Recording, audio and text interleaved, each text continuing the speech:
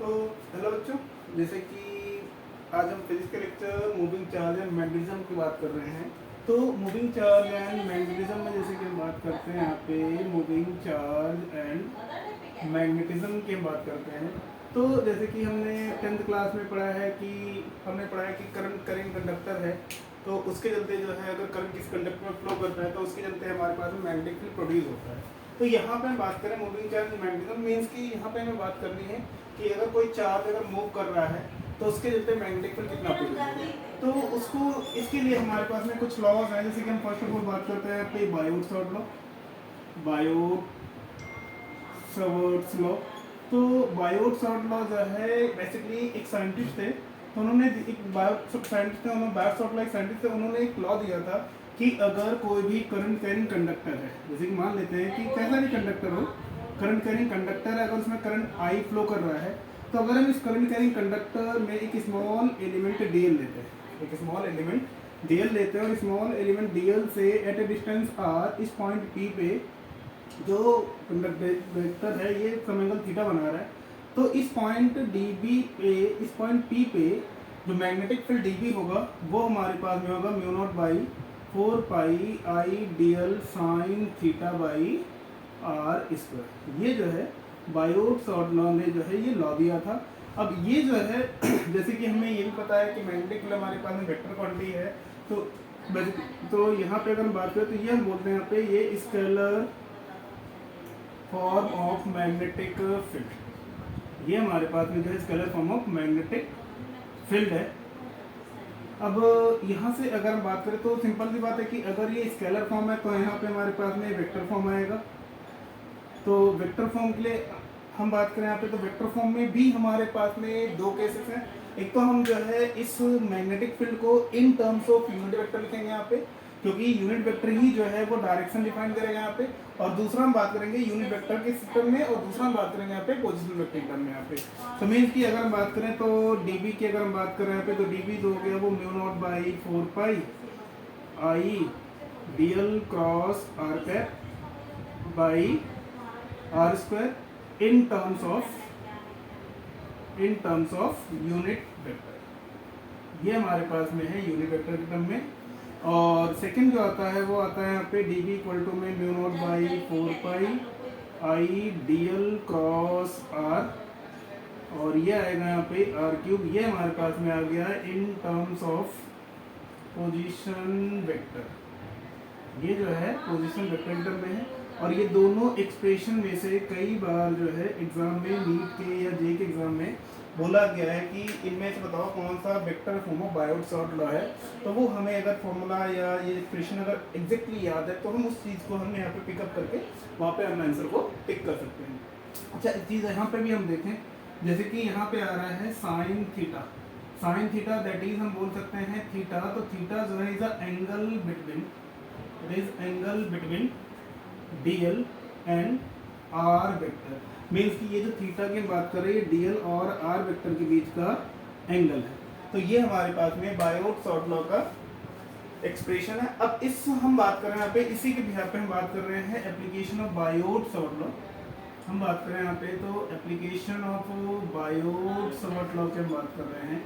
तो बायोट-सवर्ट लॉ में जो है कुछ एप्लीकेशंस हैं। तो जैसे कि हम पहली एप्लीकेशन की बात करें, फर्स्ट एप्लीकेशन की अगर हम बात करें तो हम बात करते हैं magnetic field due to circular current carrying conductor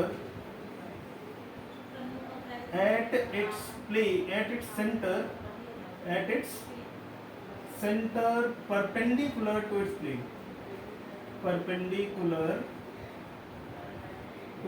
its plane,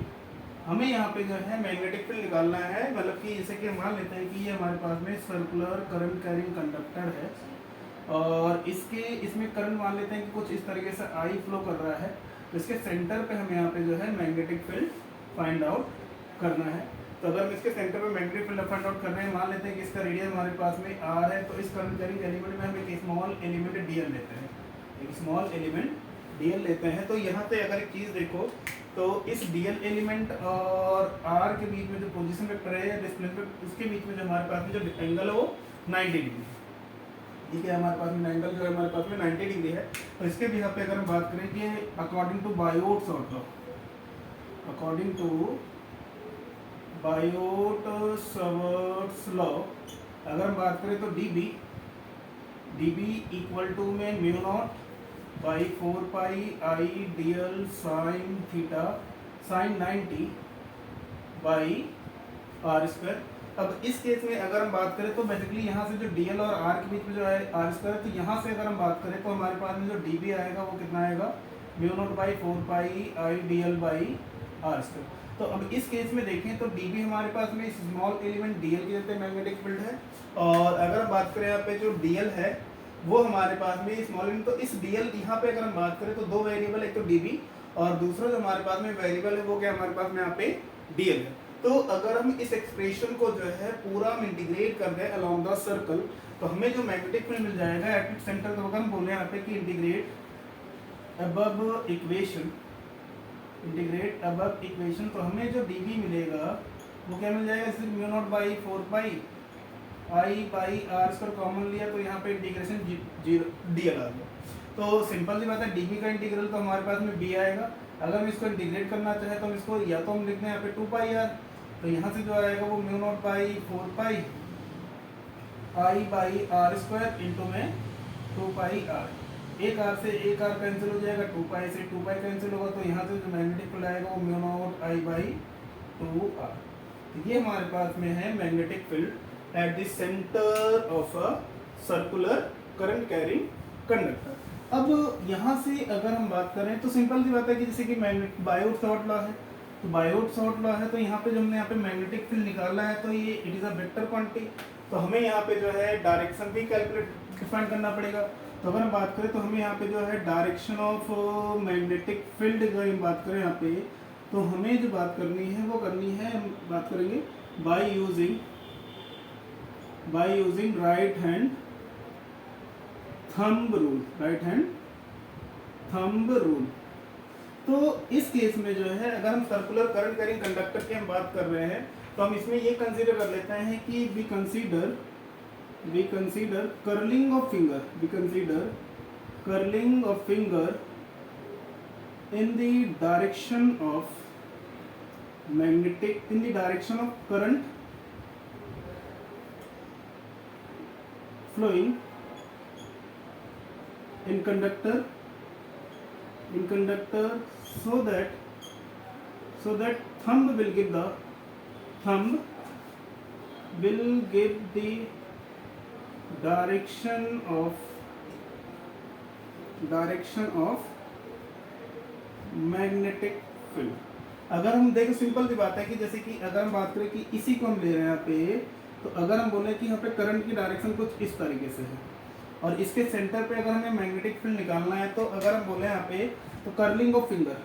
अगर हम बात करें यहाँ पे फिंगर को हम अगर कर्ल करें इन द डायरेक्शन ऑफ करंट तो थंब जो है वो क्या देगा यहाँ पे डायरेक्शन ऑफ मैग्नेटिक फील्ड। तो इस केस में जो मैग्नेटिक फील्ड की डायरेक्शन होगी वो क्या होगी, यहाँ पे बी जो है outward perpendicular to plane of board।